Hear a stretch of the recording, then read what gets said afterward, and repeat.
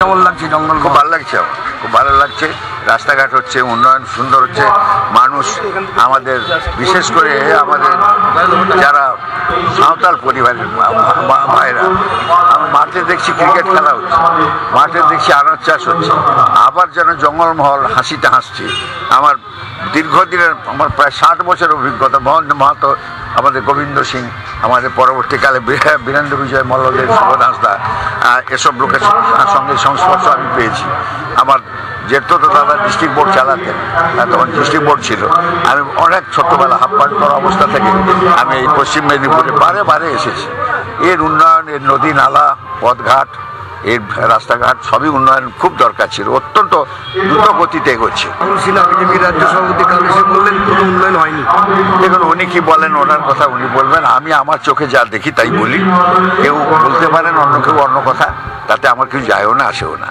উনি নাকি মুখ্যমন্ত্রী হবেন 2016। হতে পারেন, নিশ্চয়ই হতে পারেন। গণতন্ত্রের সবই সম্ভব হতে পারে। বিরোধীরা একটা জল্পনা করছেন যে আপনি এবং শুভেন্দুবাবু বিজেপিতে যোগ দিতে চলেছেন। আমরা জয়নগরের মোয়া নাকি?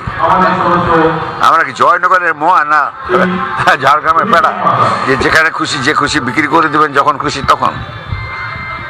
রাজ্য সভাপতি থেকেও দিল্লি নেতারা সবাই বিজেপিতে চলে আসুন, তৃণমূল কংগ্রেসের লোকেরা। না না, সে বলতে পারে, তার পার্টির কথা তারা বলবেন, নিশ্চয়ই বলতে পারেন। তার সঙ্গে তো আমার কথা কোনো ব্যাপার নেই। হ্যাঁ, ভদ্রলোক প্রশ্ন করলেন, আমরা সব চলে যাচ্ছি। আপনি জয়নগরের মোয়া নয় আর ঝাড়গ্রামের পেড়াও না, হ্যাঁ, যে বিক্রি করে দিয়ে যখন যে খুশি বিক্রি করে দিয়ে যান। দেখুন, আমাদের নেত্রী, আমরা মনে করি তিনি সংগ্রামের নেত্রী, উন্নয়নের নেত্রী। হ্যাঁ, তিনি সংগ্রাম করেছেন, সংগ্রাম করে দার্জিলিং আজকে এবং জঙ্গলমহলে হাসি ফুটিয়েছেন।